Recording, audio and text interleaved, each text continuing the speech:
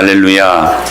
오늘부터 11월 한 달 동안 땡큐 테라피라는 시리즈로 말씀을 증거할 수 있도록 하겠습니다.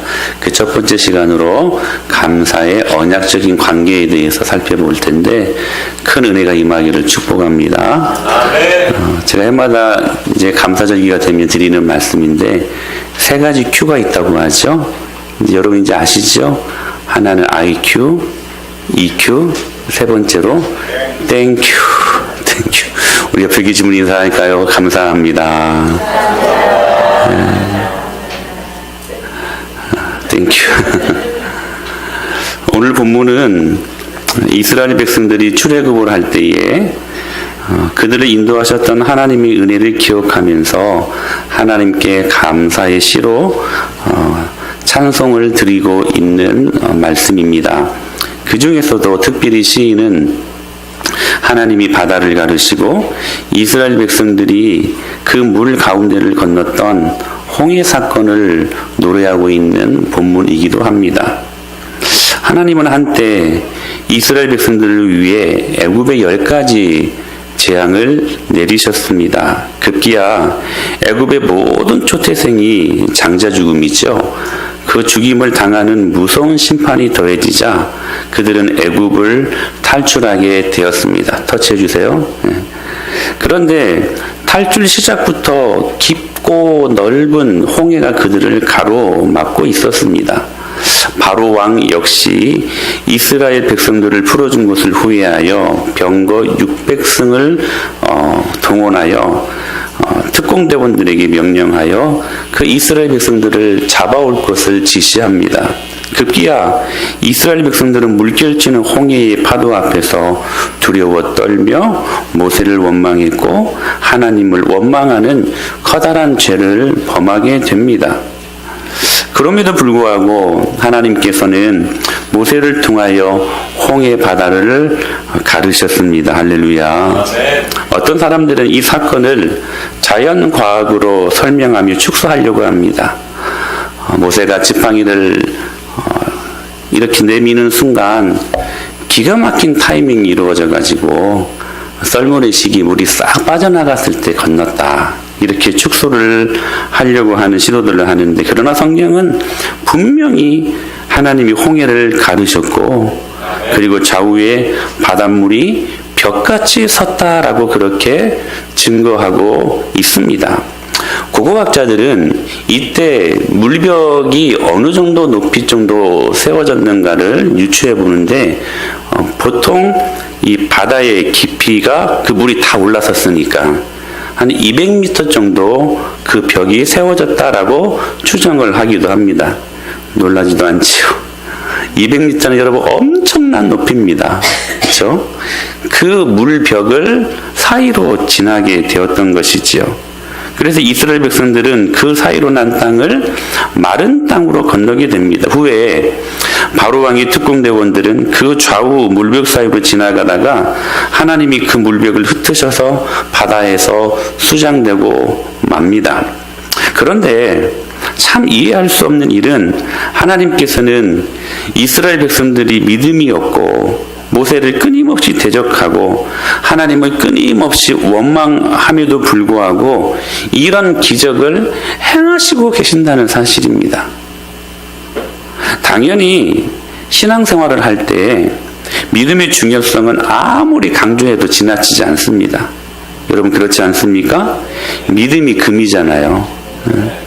그러나 그 믿음이 그렇게 위대한 능력이 있는 것도 하나님이 그 믿음을 소중하게 여기시겠다고 하는 것도 결국 하나님께서 우리에게 하신 언약이 근거가 된다는 것입니다.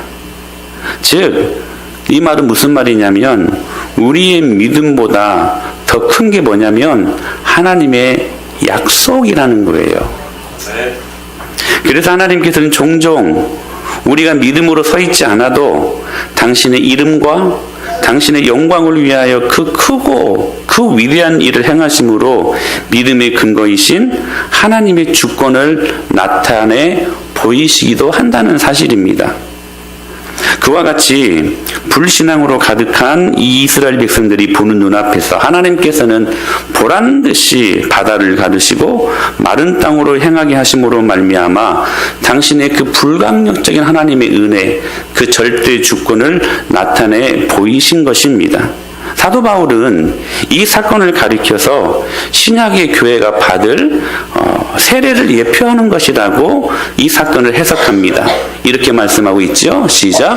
형제들아, 나는 너희가 알지 못하기를 원하지 아니하노니 우리 조상들이 다 구름 아래에 있고 바다 가운데로 지나며 모세에게 속하여 다 구름과 바다에서 세례를 받고, 즉 홍해 사건은 오늘날 신약의 모든 교회가 하나님께서 이스라엘 백성들이 갈라진 바다를 통과하게 하신 것처럼 우리를 그리스도 예수의 그 찢기신 육체 사이를 지나 보혈로서 모든 죄를 용서받고 하나님 앞에 사랑받는 자녀가 되게 하신 사건으로 이 사건을 해석하고 있었다는 사실입니다. 그러므로 저와 여러분은 다 홍해를 건넌 사람들입니다. 어째 보면 영적인 이 사건으로 이 부분들을 해석할 때 우리는 더 기가 막힌 축복을 받은 사람들입니다. 그 찢긴 예수님의 육체 사이를 지나가게 하심으로 말미암아 그 세례를 통하여 저와 여러분들에게 하나님의 사랑을 확증해 주시지 않았습니까? 우리가 아직 죄인 되었을 때에 그리스도께서 우리에게 대한 자기의 사랑을 하나님의 놀라운 능력으로 우리에게 나타내 보이심으로 말미암아 확증해 주신 하나님의 그 사랑. 하나님은 그렇게 이스라엘 백성들이 바다를 통과하게 하셨습니다.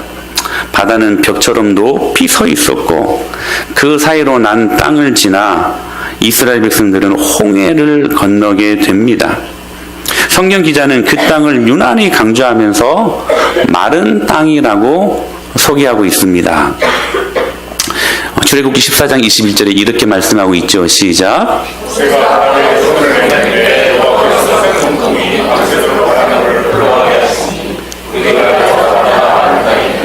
그 땅이 마른 땅이 되었대요. 왜일까? 이유가 무엇일까? 저는 이 말씀을 준비하고 이 말씀을 묵상하면서 참 큰 은혜가 있었습니다.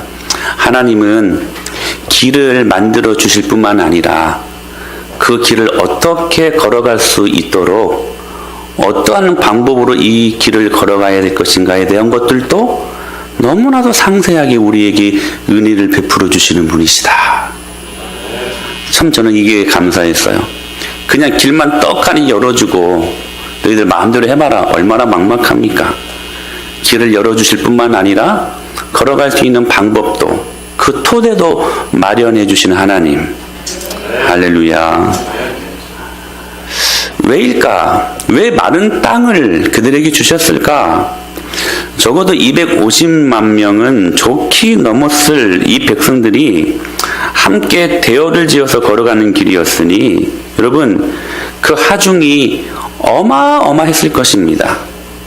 바다를 갈랐어도 바다 밑바닥이 진흙이었다면 이스라엘 백성들 수에 그 많은 250만 명이 넘는 그 많은 사람들의 수에 그 하중을 못 이겨 아마 진흙송에 또다시 매장되고 말았을 것입니다. 그러나 하나님은 완벽하게 일하셨습니다. 바닷물은 200m 이상으로 벽처럼 세워졌고 땅은 마른 땅이 되게 하셔서 수백만 명의 이스라엘 백성들이 안전하게 그 길을 건너게 하셨다는 사실입니다. 여러분 생각해 보십시오. 도대체 역사상 어느 백성들이 이런 놀라운 기적을 경험했습니까? 도대체 왜 하나님께서 이 이스라엘에게 이렇게 선대하셨을까요? 무엇 때문이었을까요? 여러분 기억하십시오. 그 모든 구원의 은혜가 언약으로부터 온 것이기 때문에 그들과 맺은 하나님과의 언약 관계를 통하여서 온 것이기 때문에 그 언약 때문에 사실 하나님이 오래전 아브라함에게 하신 그 언약이 있지 않았습니까? 내가 너로 하여금 저 하늘의 뭇별과 같이 그리고 저 바다의 모래알과 같이 내 후손을 풍성하게 할 것이다. 할렐루야. 그 약속을 하시지 않았습니까? 그 하나님의 약속. 아브라함이 이 언약을 받은 이후로 이스라엘 백성들의 모습을 보면 끊임없이 변덕을 부렸고, 그리고 배반의 삶을 반복했지만, 그러나 하나님은 그들에게 신실하셨습니다. 그 약속을 지키시기 위해 인간은 그러지 못했지만 하나님은 그 약속의 신실하심이 극대화되며 운동하셨다는 사실입니다. 홍해를 가르신 그 위대한 기적은 바로 이 약속의 신실하심의 토대를 바탕으로 일어난 사실이라는 것입니다. 이스라엘 백성들이 자신의 힘으로는 도저히 극복할 수 없는 이 난관 앞에서 하나님은 당신의 크고 위대하신 능력을 보여주신 것입니다. 그리고 오랜 세월이 지난 후에도 이스라엘 사람들의 마음속에 그 순간이 기억나게 해주신 거예요. 그래서 이후로 만나는 모든 어려움과 위기의 때마다 과거를 회상하며 능히 하나님께서 함께 하심으로 말미암아 지금 당하고 있는 이 시련을 극복할 수 있다는 믿음을 갖게 하신 것입니다. 그러므로 여러분 생각해 보십시오. 이스라엘 백성들이 홍해에서 일어난 놀라운 기적을 회상했듯이 우리의 지난 날을 회상해 보시기를 바랍니다. 주님도 모르고 선과 악이 무엇인지도 모르고 죄악된 물을 아무런 거침없이 그 물을 먹고 마시며 살던 짐승 같은 존재가 저와 여러분들 아니었습니까? 하나님의 형상을 따라 창조된 본 모습을 잊어버리고 참 모질게 주님을 대적하고 보란듯이 악을 행하며 모든 사상에 주님이 없다고 부르짖으며 용감하게 살던 그런 사람들이 저와 여러분들 아니었습니까? 그런데 그런 우리들을 하나님이 어떻게 대우하셨습니까? 우리가 주님을 찾기 위해 간절히 매달릴 때 우리에게 복음의 말씀이 들린 것입니까? 우리의 악한 본성은 근본적으로 하나님을 싫어하는 적의 현상을 갖고 있는 존재들입니다. 제가 수차례 말씀을 드렸었죠. 이 적의 현상은 하나님과 하나님의 관련된 모든 것들을 우리 인간들은 기본적으로 이 죄의 본성이 싫어하게 되어 있다는 사실입니다. 왜 그렇다면 우리가 이 은혜의 자리에 나와서 하나님을 예배하고 하나님을 기쁘게 할 수 있을 것인가? 여러분, 그 죄의 본성을 거스르는 하나님의 은혜 때문입니다. 그러니까 우리는 매일 은혜를 받고 살아가야 되는 존재들입니다. 기본적으로 우리의 죄된 본성은 하나님을 싫어하는 그러한 적의 현상을 갖고 있는 존재들이라는 것입니다. 그렇게 우리는 하나님을 싫어하는데도 주님은 우리에게 복음을 전해주셨고, 우리는 마음에 그닥 원하지 않았지만 하나님께서는 우리에게 당신이 어떻게 우리를 사랑하시는지 때로는 사람을 통해서, 때로는 복음의 진리의 말씀을 통해서, 때로는 목회자를 통하여서, 때로는 환경을 통하여서도 그 깊은 사랑을 우리에게 가르쳐 주신 것입니다. 그래서 우리는 주님을 믿고 때로 중생하고 거듭나고 회심한 이후에 비로소 그 은혜가 저항할 수 없는 하나님의 언약에 근거하고 있었다는 사실들을 깊이 있게 깨닫게 되는 것입니다. 우리가 예수님을 믿은 것 같지만 사실 그것도 우리의 힘으로 된 것은 아닙니다. 은혜로 믿어지게 한 것이지, 그 은혜의 수혜자가 그러므로 되게 하신 것이지, 사랑하는 여러분, 홍해를 가르신 것처럼 우리의 마음을 갈라 우리로 주님의 사랑으로 돌아오게 만들어주신 분은 하나님 아버지이십니다. 그러므로 또한 이 모든 일의 근거가 되시는 분은 언약의 실체이신 오직 예수 그리스도이십니다. 죄인들을 구원하시고자 예수님의 피 흘리심을 통해 하나님의 공의를 만족시켜 주셨고, 우리가 하나님께 돌아올 수 있는 힘을 아버지 하나님께서 그분의 불강력적인 은혜와 힘으로 주신 것입니다.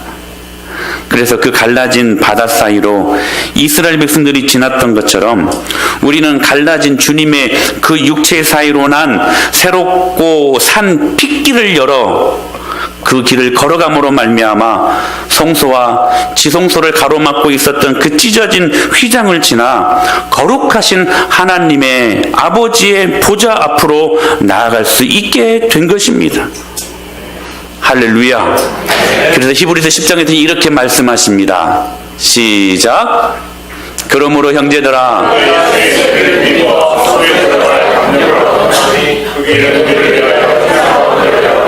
새로운 살 길이요 휘장은 곧 그의 육체는. 할렐루야. 많은 사람들을 위하여 흘리는 피, 곧 언약의 피. 사랑하는 여러분, 그 피는 언약의 피입니다. 십자가는 언약을 근거로 나타나신 주님의 사랑입니다. 그러므로 우리의 의의나 교육, 선행이나 스펙, 우리의 공로로 건널 수 없는 그 깊은 간극을 예수님의 십자가가 건널 수 있게 하신 것입니다. 때문에 벌레 같은 쓸모없는 죄인을 용서해 주시는 아버지의 그 크고 넓으신 사랑을 우리가 알고 그 주님의 언약 안에 있는 백성들임을 깨닫는 순간 우리 입에서 하나님을 향한 찬송과 감사가 여러분 나오지 않을 수 없는 일이 되는 것입니다. 그러나 주님을 믿고 따라오는 그렇게 살아왔던 길들이 항상 행복한 그 일만은 아니었던 것 같습니다. 터치. 홍해를 건넌 이스라엘 백성들이 바로 가나안 땅을 경험한 게 아니듯이 기적적으로 바다를 건너 세례를 받고 주님의 자녀가 된 이후에도 우리 앞에 펼쳐진 수많은 고난의 길은 참 만만치 않은 길들이었습니다. 그러나 생각해 보십시오. 만약 우리에게 고난과 시련이 있다면 두 가지 중 하나일 것입니다. 하나는 주님의 영광을 위하여 살다가 받는 고난, 또 하나는 그렇지 못하는 경우 무엇입니까? 우리가 지은 죄로 말미암아 받는 하나님의 따끔한 회초리라는 고난이 있을 것입니다. 우리가 받는 고난은 이 둘 중에 하나입니다. 그런데 양쪽 모두 여러분 기억하십시오. 하나님의 언약, 약속을 받은 그 백성들만이 받을 수 있는 것이기 때문에 할렐루야. 그러므로 이 고난 앞에서도 이 고난이 전자일지 후자일지 여러분들은 아실 겁니다. 그러나 여러분 이 양쪽 모두 임하는 고난 앞에 우리는 감사할 수 있게 되는 것입니다. 때로 주님을 위해 받는 고난이 있다면 감사하십시오. 왜냐하면 그런 고난이 아무에게나 허락되는 것이 아니기 때문에 그렇습니다. 주님을 사랑하지 않는 사람들이 100번 주님을 위해 죽고 싶다고 고백해도 주님은 그런 사람들의 목숨을 취하지 않기 때문에 그렇습니다. 주님을 사랑하고 그 은혜의 깊이와 넓이를 아는 사람들만이 받을 수 있는 것이 십자가의 고난이기 때문에 그렇습니다. 감옥 속에 갇힌 바울이 일생 동안 하고 싶었던 그의 유일한 소원이 무엇이 있는지 여러분 아십니까? 이렇게 고백합니다. 시작. 내가 그리스도와 그 부활의 권능과 그 고난의 참여함을 알고자 하여 그의 죽으심을 본받았다라고 소개하고 있죠. 바울의 그 삶의 유일한 소망은 무엇이었냐면 그리스도와 그의 부활의 권능과 십자가의 고난의 참여함이 무엇인지를 아는 것이었다라고 소개하고 있는 것입니다. 그래서 사도 바울은 핍박을 당하고 매질을 당하고 그리스도의 복음을 위해 고난을 받기에 합당한 자로 인정해 주시는 그 하나님을 찬송하며 이 고난이 있을 때, 핍박이 있을 때 오히려 감사함으로 이 고난을 하나님 앞에 드리면서 견딜 수 있었던 것입니다. 과연 우리 중에 우리가 죽는 순간에 바울처럼 우리 중에 이런 고백을 하는 사람들이 있을 수 있을까요? 시작. 이후로는 누구든지 나를 괴롭게 하지 말라. 내가 내 몸에 예수의 흔적을 지니고 있노라. 할렐루야. 우리가 과연 죽는 이 순간에 바울처럼 내가 내 몸에 예수의 흔적을 가졌다. 스티그마. 이렇게 말할 수 있는 사람들이 과연 몇이나 될까 하는 것입니다. 그러므로 주님을 위해 고난받는 사람들을 특별히 부르셔서 당신의 나라와 교회, 잃어버린 영혼들, 병든 영혼들을 위하여 고난을 받게 하셨으니 여러분 이건 역시 여러분 우리가 어찌 감사의 제목이 아닐 수 있겠습니까? 더더욱이 만약 고난과 시련이 우리의 불순종과 우리의 잘못 죄 때문이라면 우리는 더욱 많이 감사해야 될 것입니다. 왜냐하면 주님이 아직 우리를 버리지 않은 증거가 되기 때문에 그렇습니다. 아멘. 여러분 우리가 남의 자식이 잘못한다고 해서 너 왜 잘못하냐고 때로는 회초리를 드는 그러한 부모는 없을 것입니다. 내 자녀이기 때문에 우리가 잘못 살고 우리가 하나님 앞에 죄를 범했을 때 받는 이 고난은 그러므로 하나님이 나를 사랑하시고 아직도 당신의 자녀라고 나를 인정해주고 있기 때문에 받는 고난이기에 여러분 이 일들 앞에서 우리는 감사할 수 있게 된다는 사실입니다. 하나님께서는 당신의 자녀들이 당신 없이 고통 가운데 살아가는 것을 참아 보실 수 없어서 때로는 하나님의 말씀으로 가르치시고 목회자에 대한 탄식과 애원하는 마음으로 마음에 호소하시고 사랑하는 지체들과의 교제를 통해 끊임없이 양심의 마음을 두드리신 것입니다. 그래서 우리들이 하나님의 뜻대로 살지 않을 때 당하는 그 고난과 끔찍한 시련은 주님의 신실하심의 또 다른 표현이요 사랑의 또 다른 증거가 되는 것입니다. 게다가 한 해를 돌아보면 주님이 때리신 것이 정말 아팠지만 그러나 때리신 주님 앞에 무릎을 꿇었을 때 만지시는 그 위로는 때리실 때 맞은 그 상처보다 더 크게 우리 안에 작용되지 않았습니까? 그러므로 아직까지 주님의 선하심을 경험하지 못하며 혹 방황하고 흔들리는 분들이 계신다면 오늘 이 시간에 갈라진 홍해를 볼 수 있게 되기를 바랍니다. 이스라엘 백성들이 금식하며 매달릴 때도 아니었고 눈물로 회개한 때도 아니었는데 주님은 그들이 홍해를 건널 수 있는 길을 열어주신 것입니다. 신실하신 하나님은 신실하신 당신의 언약의 틀 안에서 이제껏 우리를 인도해 오신 것입니다. 우리가 주님을 찬송할 때 우리가 주님께 순종할 때만 우리에게 선대해 주신 것이 아니라 주님께로부터 멀어지고 그 하나님을 마음에 두기 싫어할 때에도 심지어 주님을 향하여 원망하고 불평할 그때에도 우리를 입히시고 마시게 하시고 먹이시지 않았습니까? 왜요? 그 이유가 무엇입니까? 하나님의 신실하신 언약, 약속 때문에 그런 것입니다. 시편 23편에서 다윗을 보십시오. 그는 아직 이 고백을 하면서 그의 인생을 다 살지 않았습니다. 그의 앞에 남아있는 미래는 가보지도 않은 미지의 땅입니다. 그럼에도 불구하고 그에게는 그의 앞길이 분명하게 보였습니다. 거기에는 염려와 불안함이 없고 오직 하나님의 선하심과 인자하심 뿐이었습니다. 그러므로 다윗이 사망의 골짜기는 이제 나에게는 전혀 없고 잔잔한 물가와 푸른 풀만이 자기 인생 앞에 기다리고 있으리라는 상상을 하고 있는 것이 아니었습니다. 그의 인생 앞길에는 이전에 지났던 것처럼 푸른 풀밭과 잔잔한 물가가 있는가 하면 여전히 사망의 음침한 골짜기나 목마름으로 지나야 하는 광야의 빈들이 그를 기다리고 있었던 것입니다. 앞으로의 남은 날도 걸어온 날들과 별로 다를 바가 없을지도 모르는 때로는 막막함이 있을 수 있었던 상황이 있었습니다. 그러나 그런 것들은 이제 이 다윗에게 더 이상 문제가 되지 않았습니다.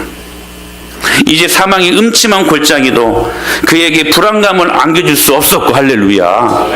풀 한 폭이 없는 벌판을 지나는 외로운 나그네 길도 그에게는 두려움을 가져다 줄 수 없었던 것입니다. 자신의 영혼을 노리는 대적들의 울부짖음이 자신의 앞길을 애워쌀지라도 그는 조금도 이 순간 염려하거나 불안해하지 않았다는 사실입니다. 왜냐하면 그에게는 한 가지 분명한 확신이 있었기 때문에 그렇습니다. 그것이 무엇이었을까? 이렇게 시편 23편 6절은 고백하고 있습니다. 시작. 내 평생의 선하심과 인자하심이 반드시 나를 따르니, 할렐루야.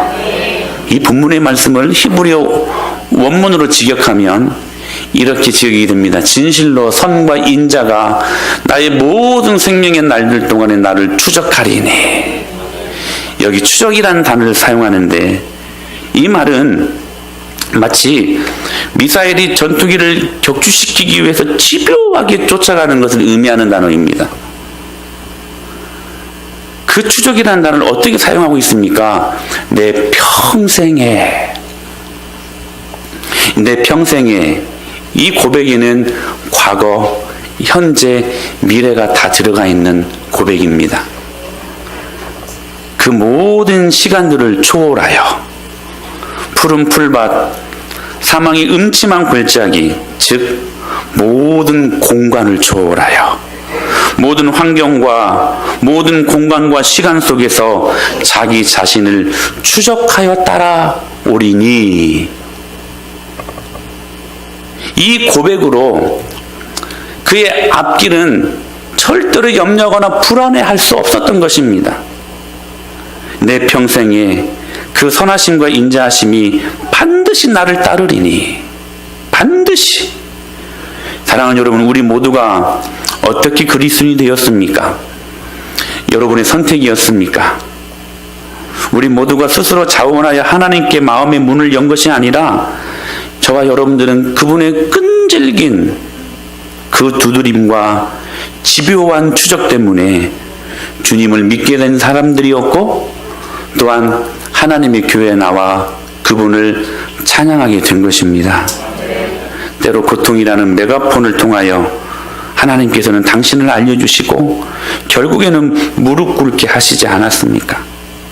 그러므로 다윗이 자기 자신의 미래에 대한 확신이 단지 어떤 기분만의 문제가 아니었고, 어떤 느낌의 문제가 아니었고, 어떤 감정의 문제로 내 앞길이 두렵지 않다라고 말하는 것이 아니었던 것입니다.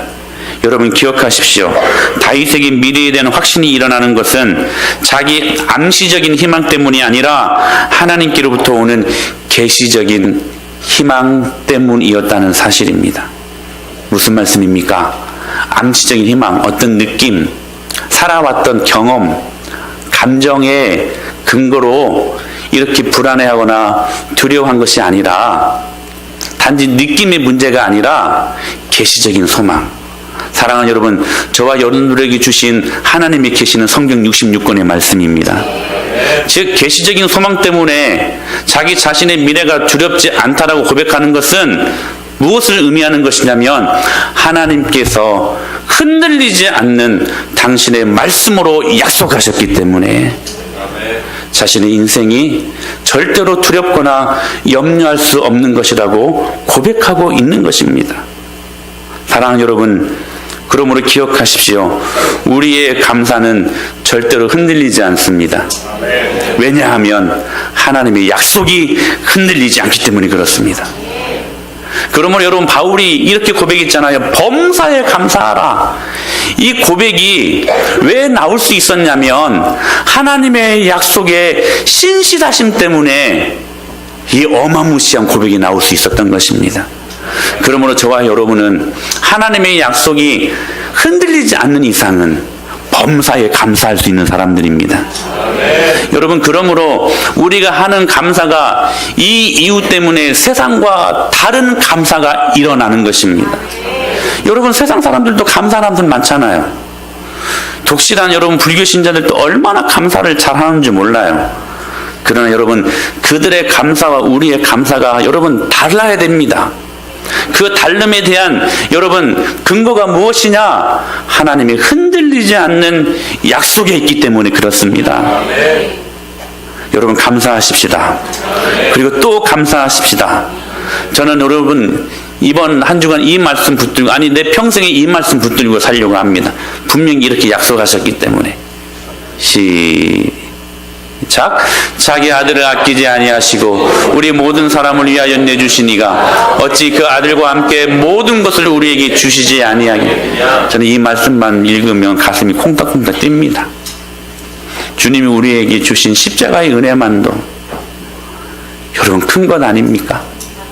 그거 하나만 가지고도 살 수 있지 않습니까? 그런데 그 주님께서 모든 것을 우리에게 아낌없이 주신다고 말씀하십니다. 할렐루야.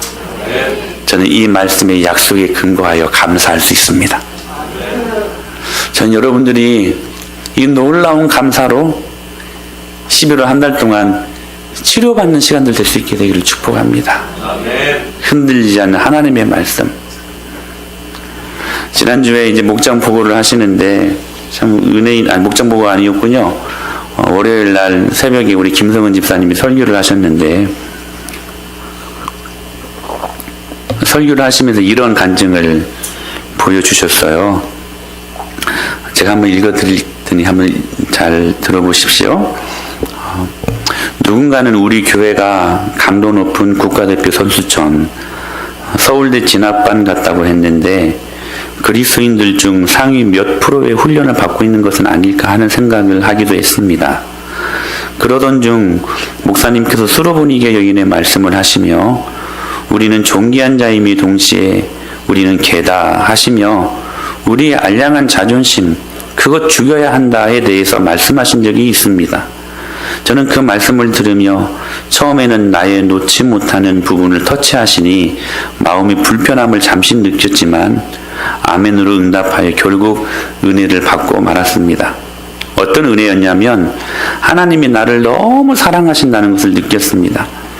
나의 그 도무지 꺾이지 않는 알량한 자존심조차 하나님께서는 나를 너무 사랑하셔서 다듬어 가심을 느꼈습니다. 성은아, 너가 죽어야 내가 일해. 내가 너를 너무 사랑해서 이 은혜의 마을 교회로 불렀고 그래서 이런 훈련도 받게 하는 거야. 나는 하나님의 마음이 느껴졌습니다. 내가 무엇이라고 자격이 있는 것도 내세울 것도 없는 사람인데 어찌 이런 서울대 진학반 국가대표 선수촌 훈련에 불려주셨는지 감사할 뿐이었습니다. 제가 목장에서 이런 나눔을 한 후 순원인 여정집사님이 등장하네요. 여정집사님은 그러시더라고요. 훈련받은 개도 시키면 딱딱 하는데 나는 개만 또 못하다 하시며 너무 귀한 나눔을 주셨습니다. 하나님 말씀에 순종하면 죽을 것만 같고 내가 바보 같고 세상에서 도태될 것 같은 느낌이 들 때가 종종 있었습니다. 순종이 속박 같고 억압처럼 느껴지고 그럴 때가 있을 수도 있었습니다. 하지만 눈 한 번 딱 감고 순종함을 통해 진정한 자유함을 누리게 되었습니다.